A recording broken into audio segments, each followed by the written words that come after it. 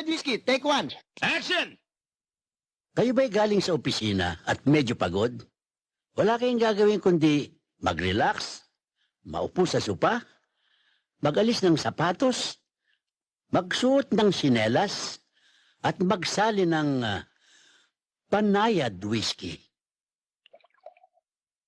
Inumin?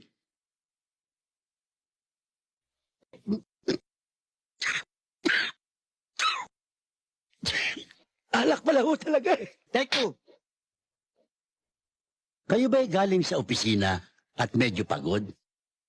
Wala kayong gagawin kundi mag-relax, maupo sa sopa, magubad ng sapatos, magsuot ng sinelas, at kumuha ng Banayad whiskey. Magsalin, uminom,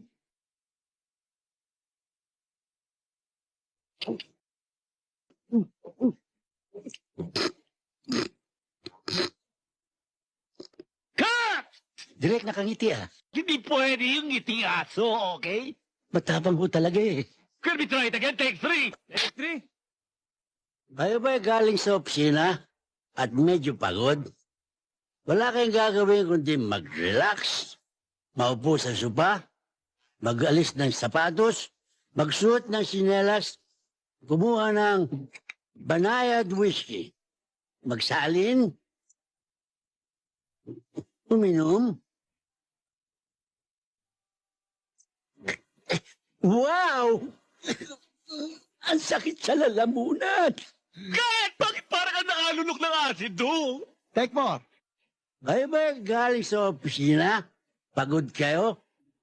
Wala kayong gagawin kundi maupo sa sopa, magalis ng sapatos, magsuot ng sinelas, at kumuha ng Banayad whiskey. Magsalin, inumin. Wow! Lasang blade talaga ang tapang. Take nine. Kayo ba nag-uopisina kung pagod? Wala kayong gagawin kundi ang maupo sa baso, magsali ng sinelas, uminom ng supa, magpulutan ng sapatos, uminom minsan ng bote.